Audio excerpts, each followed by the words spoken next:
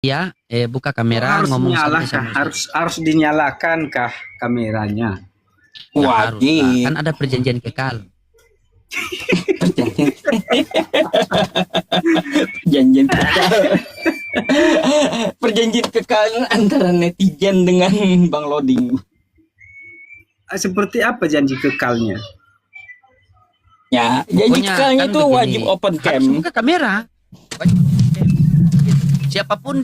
Siapapun dia wajib open cam. Karena Jadi perjanjian kekal, Yesus kan mengatakan dia datang menggenapi bukan membatalkan kan? Begitu. Silakan langsung sama Ustadz Yusufi, silakan Ustadz mungkin mau ngobrol-ngobrol santai sama Pak Hia. Peci mana Pak Hia? Peci. Jangan lupa peci. oh, tinggal Ambil, di ambil. tempat kerja, tinggal di gudang. Saya di rumah ini Oh sekarang. iya siap. Oh, silakan Ustadz. Apa yang mau didiskusikan nih? Ah, Didiskusi. ada pertanyaankah tentang Islam? Atau saya boleh bertanya? Oh, iya, saya nggak ada pertanyaan tentang Muslim karena saya udah tahu. Hmm. Tapi saya boleh tanya.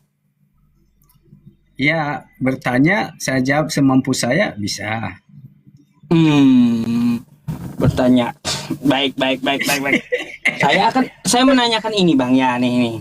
Iya, iya, iya, iya. Yang bikin saya bingung semenjak dulu nih. Sampai sekarang. Ya, Mm-mm. Apa itu yang bingung sampai sekarang itu, Pak Bante?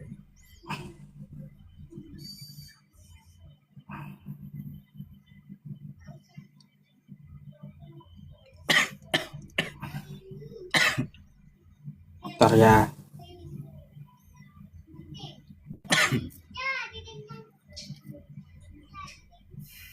Tadi diturunkan teman yang tadi yang Katolik ya.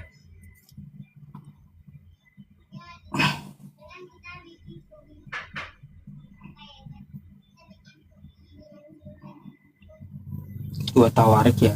Bentar.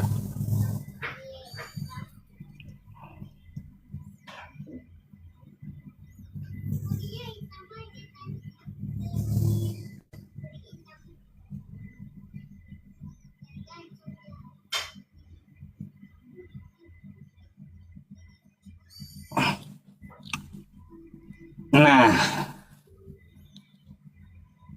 Jangan cari yang berat-berat, Pak Ustadz. Yang ringan-ringan enggak. aja. Saya bukan Aja. pendeta. Saya bukan pendeta masalahnya. Bukan baru loh. Yang ringan-ringan aja, yang ringan-ringan aja. Gini Bang, ya saya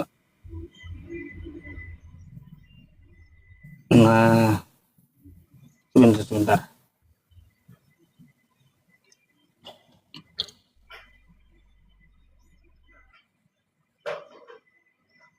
Abang ini enggak? Abang paham perjanjian lama enggak? Iya. Kitab Yahudi. Iya, baik.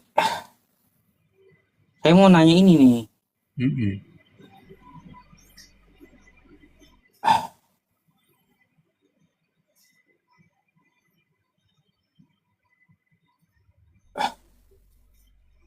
Nih.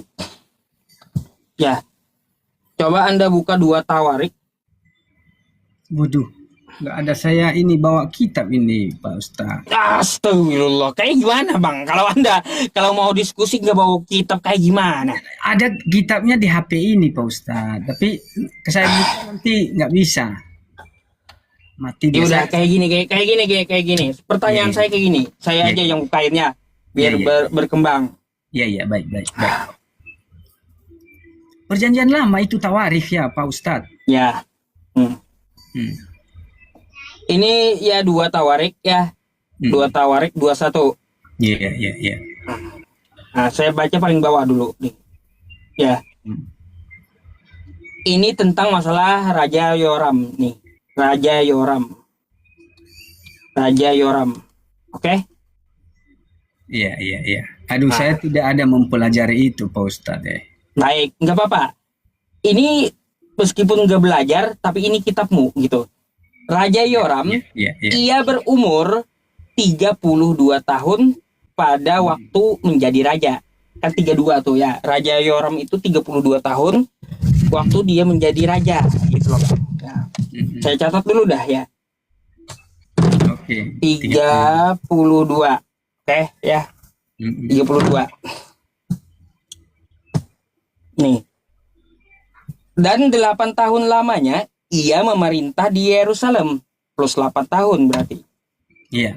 Ya, Berarti 40. Berapa itu? 40 ya. 40. Iya. 40. Oh, iya. Iya. 40 tahun usianya. Siapa namanya tadi? Siapa Raja mana tadi? Raja Yoram. Yoram. Raja Yoram. Ya. Ya. Terus ia meninggal dengan tidak dicintai orang. Ia dikuburkan di kota Daud, tetapi tidak dalam pekuburan raja-raja. Lalu digantikan oleh anaknya. Raja Yoram tadi sudah mati. Kan kayak gitu ya. Iya, Nah iya, nih, iya. kita baca lagi. 2 Tawarik 22. Lalu penduduk Yerusalem mengangkat Ahasia, anaknya yang bungsu, menjadi raja, menggantikan dia. Semua anaknya yang lebih tua, umurnya telah dibunuh oleh gerombolan orang datang ke tempat perkemahan bersama-sama orang-orang Arab. Demikian Ahasia anak Yoram menjadi raja. Ahasia berumur 42 tahun pada waktu ia menjadi raja. Baik. 42. Pertanyaannya, Anaknya si Yora tadi.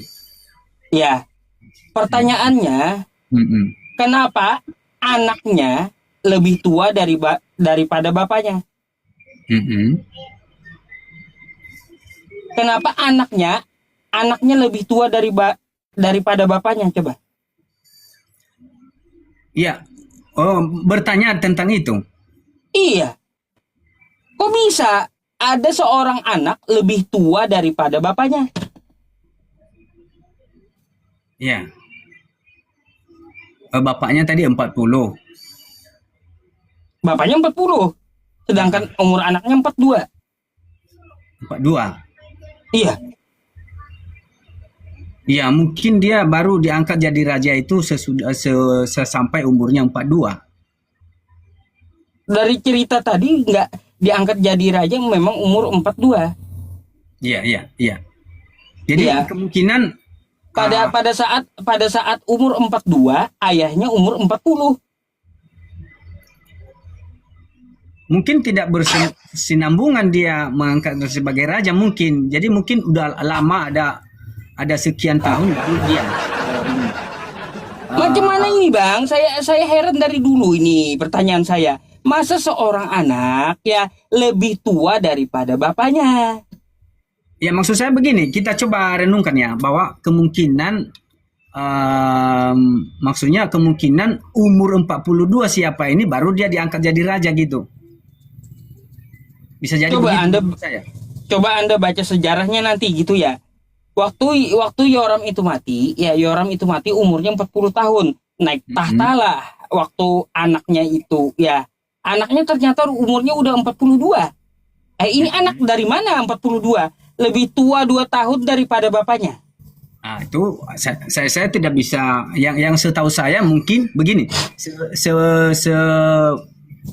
Sepaham saya, menurut saya bahwa mungkin itu anaknya baru diangkat jadi raja, dia baru naik jadi raja sesudah umur 42 dia mungkin bisa saja seperti itu. Tapi saya tidak bisa menafsir ke sana lebih jauh itu Pak Ustadz. Tetapi ini masalahnya yang nggak masuk akal ini Bang. Saya tanya dari dulu itu. Iya, mungkin begini Pak Ustadz. Mungkin kalau langsung mati bapaknya ini langsung diangkat, ya baru tidak masuk akal. Tapi kalau mungkin dia baru diangkat jadi raja sewaktu dia umur 42 gitu. Anaknya ini gitu. Udah lama, berapa lama jaraknya? Bisa jadi 20 tahun. Bisa jadi 20 tahun kemudian baru dia diangkat jadi raja, begitu. Bisa saja. Nah, lebih baik Anda ketahui dulu sejarahnya lah daripada menjawab. Iya. Makanya saya bilang begitu. Jadi makanya ada hal aneh bagi saya ya. Hal aneh bagi saya kalau ada seorang anak anak saya lebih tua daripada saya umurnya. Iya, maksudnya Pak Masuk Ustadz. akal, masuk akal gak Bang Loding? Anak saya lebih tua gitu daripada umur saya. Ini maksudnya yang Pak Ustadz begini, maksud saya di situ dia diangkat jadi melanjut apa itu menggantikan ayahnya mungkin sudah 20 tahun kemudian gitu. Jadi dia umur 42 gitu. Bisa jadi begitu kan? Bukan itu langsung, ceritanya berentet langsung.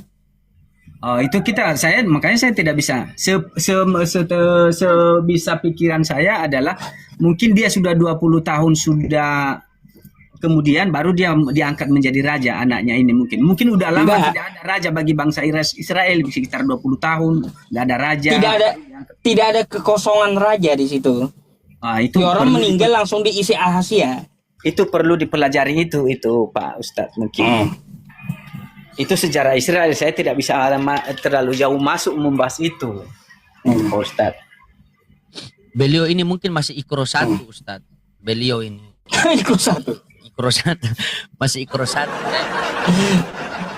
Enggak, tapi begini Pak Ustadz dan Bang Loding, kalau saya bisa jadi bahwa dia anaknya ini sesudah ayahnya meninggal 20 tahun kemudian dia atau 15 tahun kemudian dia diangkat jadi raja, maka umurnya seperti itu. Makanya dia lebih besar umurnya daripada bapaknya begitu. Jangan Hampir bicara sama, agama mirip. bisa jadi. Begini saya izin sedikit Pak Hia. Kita ini kan beragama. Saya sama Ustadz Yusuf PI beragama Islam. Kami berdua punya kitab suci yaitu Al-Quran. Anda beragama Kristen. Anda punya kitab suci yaitu Bible. Guna apa orang itu beragama punya kitab suci? Agar mereka bisa tahu siapa Tuhan mereka, apa larangan Tuhan, apa perintah Tuhan. Tugas kita manusia taat perintah Tuhan, tinggalkan larangan Tuhan. Nah, dengan kitab suci inilah satu ketika kita berbicara agama, kita jawab pakai dalil yang tertulis, bukan kira-kira, kemungkinan. Itu tidak boleh. Karena kalian selalu mengatakan kemungkinan kira-kira, maka kalian pengen menjelaskan agama kalian itu dengan selera masing-masing. Hanya yang satu ke kiri, yang satu ke kanan, berkelahi kalian satu komal kan? Gitu. Bagaimana Kalau kami orang Islam tidak begitu. Bagaimana saya mau ini Bang Loding mau menjawabnya? Enggak ada tafsiran di Alkitab, di kekristenan itu enggak ada tafsirannya. Ini kan kalian punya akal. Kalau dikatakan bahwa anak lebih tua daripada bapak, ini kan sudah tidak masuk akal. Itu kan Iya, simpel saja kan? Begini, Bang Loding, yang saya kasihkan analoginya secara masuk akal itu kemungkinan 15 tahun kekosongan kerajaan bagi bangsa Israel, barulah anaknya ini diangkat jadi raja. Begini, Maka umur abangku. anak ini menjadi segitu gitu. Ketika sudah dikatakan bahwa anak lebih tua daripada bapak, berarti itu sudah pembohongan publik. Tidak perlu Anda mau mencari alibi untuk bilang, oh karena mungkin bapaknya sih. Namanya bapak lebih tua daripada anak. Tidak Bang, begini.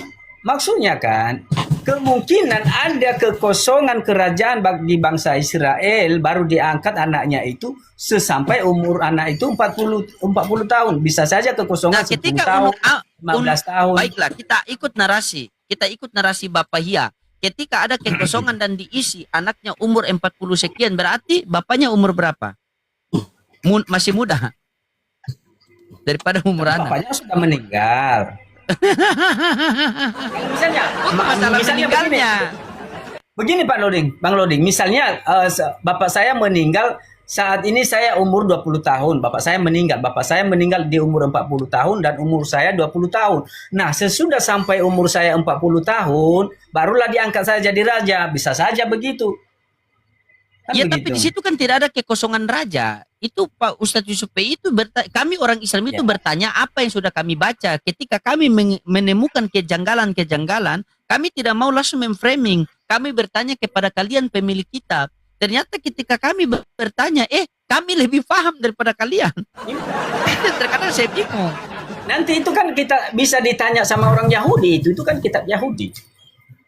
Perjanjian Lama, kitab Taurat itu. Nah, karena kita Kristen memakai kitab Perjanjian Lama itu karena ada rujukannya dari rujukan Lanjut, nubuatan-nubuatan gitu kan. Tentang berurutannya tentang Tuhan itu gitu. Dari Tuhannya. Itu Bang, gini Bang. Gitu. Kalau yang nggak masuk akal kayak gitu ngapain kita imani gitu? Ya, kan menurut saya masuk akal saya jika saya berpikir begini, bahwa mungkin anaknya ini waktu meninggal siapa tadi, ayahnya, dia berumur 20 tahun.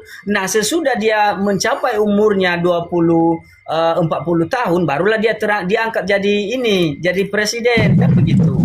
Jadi raja begitu. Bisa jadi seperti itu.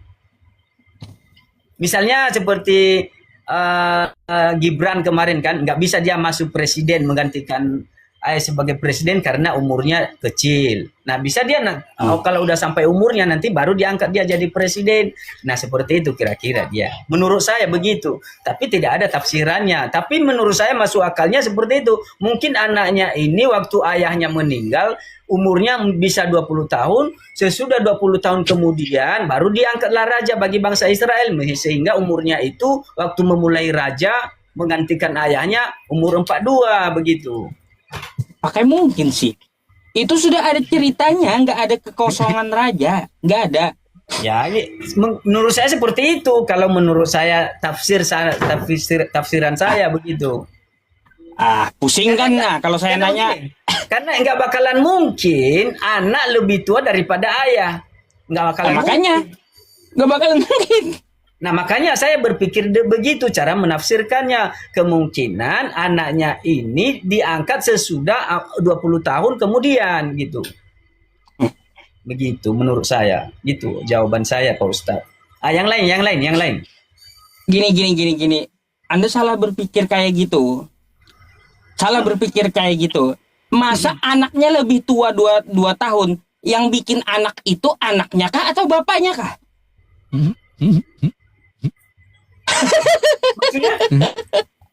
Lah, kalau anaknya lebih tua 2 tahun ya, yang bikin anak itu bapaknya atau anaknya? Sama ibunya. Enggak, maksud saya begini Pak Ustadz. Kemungkinan pengangkatan anaknya itu jadi raja 20 tahun sesudah. Maksudnya gini ya. Gini. Kekosongan kerajaan bagi bangsa Israel 20 tahunan begitu Pak Ustadz. Gini. Berarti istrinya Raja Yoram itu ya, istrinya Raja Yoram tadi itu sudah mengandung duluan 2 tahun sebelum bersuami. Berarti kayak gitu? Enggak lah. Coba dibaca ceritanya dulu tadi. Coba dibaca lagi Pak Ustadz. Enggak ngerti juga saya. Biar saya simak dulu Pak Ustadz. Coba dibaca lagi lah Pak Ustadz tadi. Saya coba. Bentar ya. Tapi pemahaman saya mungkin tafsiran saya seperti itu Pak Ustadz. Nggak tahu kalau menurut Pak Ustadz masuk atau tidak gitu kan. Nih ya, baik ya. Kita baca nih sekali lagi ya. Ini terakhir nih udah. Nah nih. Ya. Yoram ia berumur 32 tahun pada waktu ia menjadi raja. Oke? Iya. Nah, 32 nih. Nih 32. Iya. Ya. Mana tadi? Menjadi raja dan 8 tahun lamanya ia memerintah di Yerusalem. Plus 8 ya. Dan berarti kepemimpinannya 8 tahun. Ya, pemimpinnya 8 tahun. Ia meninggal dengan tidak dicintai orang. Ia dikuburkan di kota Daud. Tetapi tidak ada dalam kuburan raja-raja. Lanjut, anaknya Raja Ahazia. Lalu penduduk Yerusalem mengangkat Ahazia langsung. Nggak ada kosong raja, nggak ada. Langsung. Anaknya yang bungsu menjadi raja menggantikan dia. Karena semuanya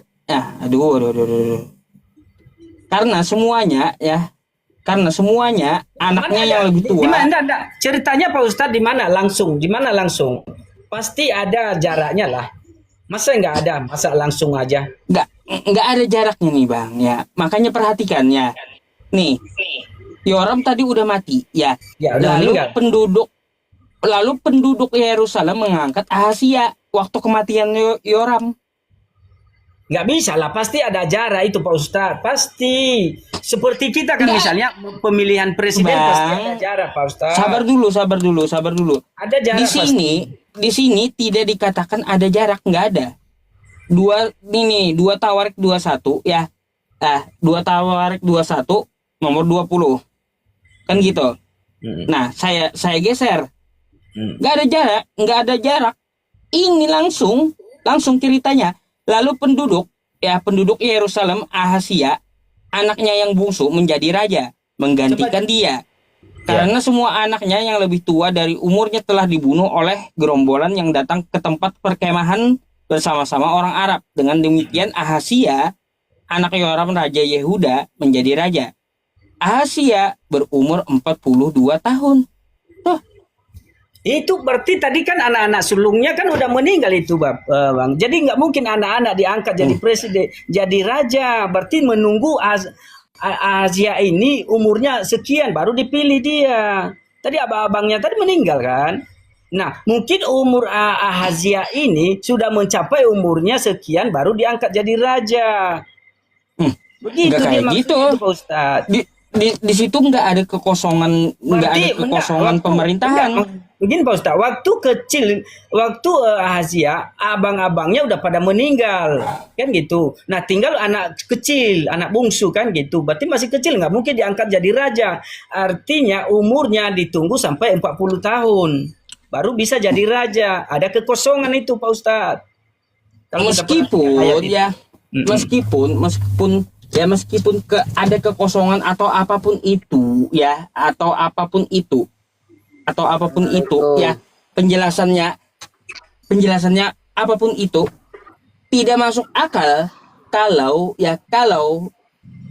seorang anak lebih tua daripada bapaknya. Iya, dia lebih tua itu jadi raja. Dia mengambil alih kerajaan bapaknya sesudah anak bungsu itu mencapai umur 40 tahun baru diangkat jadi raja. Tanya Dola lah Bang Noding. Iya. Jadi itulah jawaban saya Pak Ustadz. Yang lain. Saya udah menjawab itu Pak Ustadz ya. Karena tadi ruwet banget kitab mutu. Enggak, jawaban saya udah pasti seperti itu karena waktu meninggal si Yoram, anaknya yang tua udah pada meninggal kan gitu. Nah, tinggal anaknya yang kecil. Tentunya nggak mungkin diangkat raja jadi anaknya kecil ini. Ahazia. Siapa tadi namanya itu? Tanya Dola. Jadi sesudah umur 40 tahun si Ahazia tadi barulah diangkat dia oleh bangsa umat Israel, mengangkat dia sebagai pengganti ayahnya. Begitu, bukan berarti dia tua daripada ayahnya, enggak. Tapi ada kekosongan menunggu anaknya ini menjadi raja. Mungkin ada dipilih raja bagi mereka, tapi itu tidak raja mungkin seperti waktu presiden turun ya, siapa ya, Soeharto ya. Nah, digantikan sama presiden Habibie. Kan begitu. Coba Pak Hia. Nah, sesudah ini baru Dola. ganti presiden. Iya Pak Hia. Coba Pak Hia. Dola, bagaimana tanggapan Anda tentang kitab suci yang menuliskan bahwa anak lebih tua dari bapak? Itu kitab suci ngawur. Larangan manusia bikin pusing. Nah, itu kitab suci ngawur. Larangan manusia bikin pusing, kata Dola. Ya, jadi jawab. Ya. Oke, itulah dia Pak Ustadz. Jawaban saya itu jawaban saya. Padahal mereka tidak mau membuka akal Pak Ustadz. Padahal sudah tertulis di situ kan bahwa anak lebih, tidak usah fokus ke mana-mana. Sudah, itu kan Ustadz sampai tulis tadi. Berarti anak lebih tua daripada bapak, berarti ini sudah ngawur. Jangan kalian mau plesetkan, kalian mau putar kiri, putar kanan sehingga mau dapat kecocokan itu sudah tidak bisa sama sekali. Apakah bisa dibilang misteri ilahi juga? Bang Loding, saya mendapat poinnya dari bacaan tadi tentang anak Yoram tadi, anak-anaknya tertua sudah meninggal semua kan, tinggal anak bungsu berarti kecil waktu yang meninggal. Jadi nggak mungkin langsung diangkat raja, menunggu umurnya dulu sampai 42 baru diangkat dia jadi raja. Ada kekosongan. Nah itu dia jawaban saya, pasti seperti itu. Karena abang-abangnya sudah meninggal, tinggallah anak yang kecil. Anak kecil nggak Oke, mungkin jawaban diangkat jadi Anda ini, raja.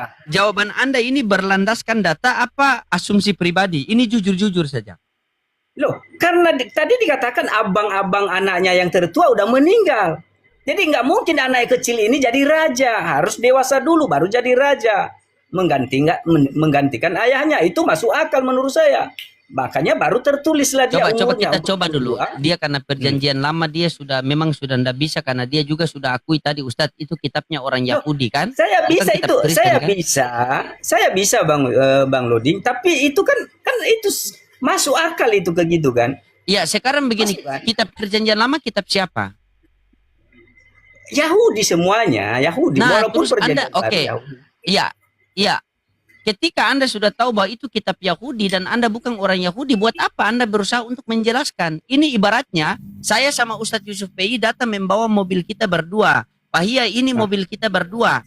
Jadi mobil saya itu remnya agak pelan-pelan karena remnya itu terlalu keras atau gimana. Datang Anda membawa mobil orang, Anda pengen menjelaskan. Anda menjelaskan mobil orang, baru penjelasan Anda ngawur. Coba.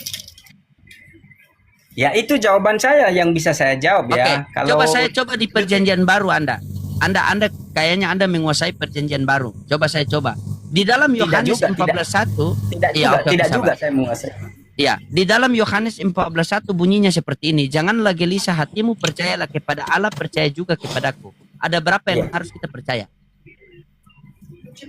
Dua. Ada dua. Yang mana Tuhan langit dan bumi? Sang Bapa. Berarti Yesus bukan Tuhan.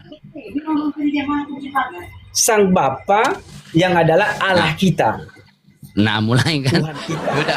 Sudah tidak ada penyambungnya lagi, sudah tidak ada penyamannya. Kalau Kristus kan itu utusannya. Kristus utusannya, Bang. Sang Mesias utusan. Bukan itu yang saya tanya. Yang saya tanya itu simpel begini. Kan ada dua yang dipercaya. Yang mana Tuhan langit dan bumi? Anda bilang Bapa. Yesus Tuhan atau bukan? Yesus nama Tuhan yang disematkan kepada Kristus. Saya tidak tanya nama. Coba Ustaz, masuk. Bang Yesus Loding. nama Tuhan. Bang Loding, kecilin aja saya, kecilin saya. Oh, begini sajalah. Ya. Biar enak. Nah. Oke. Gimana dia bilang Yesus nama Tuhan, Ustaz? Mungkin Ustaz bisa masuk. Karena beliau ini terjebak di nama. Apa ya? Jadi beliau ini terjebak di nama. Jadi Yesus, Bapa namanya Yesus, Roh Kudus namanya Yesus, Putra namanya Yesus. Jadi tiga-tiga itu Yesus. Namanya Yesus. Tiga-tiganya Yesus. Yesus. Gimana itu ceritanya? Nggak tanya saya ayatnya di mana begitu.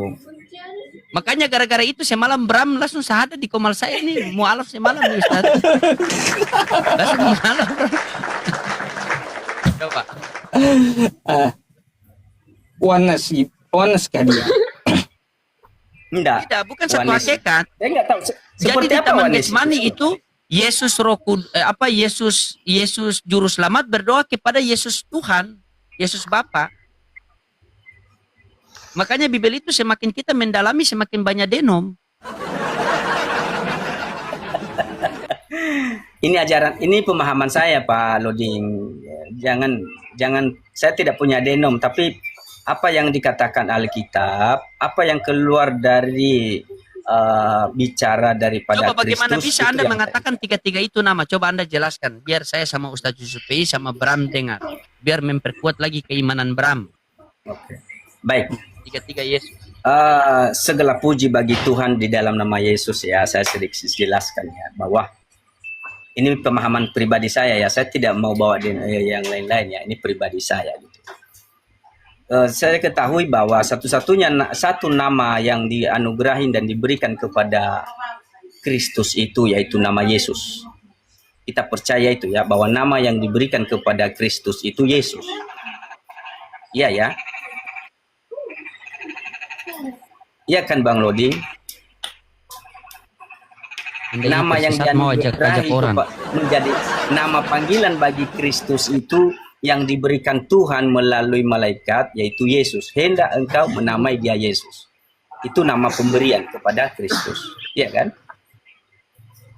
Nah, Di Yohanes 17 ayat 11 dan 12, ketika Kristus memulai pekerjaannya dan ia berdoa kepada Bapa dan mengatakan, Bapa yang kudus, peliharalah mereka, ini buat murid-muridnya, peliharalah mereka dalam namamu, yaitu namamu yang telah engkau berikan kepadaku. Yaitu namamu yang telah engkau berikan kepadaku. Makanya kalau saya buka komal itu, saya mengatakan Yesus atau Kristus satu tapi beda. Gitu. Nah, kenapa saya bisa meyakini nama itu nama Bapaknya? Karena ia mengatakan hal demikian. Nah, di Yohanes 5 ayat 43, di situ lagi dia mengatakan, aku datang dalam nama Bapakku.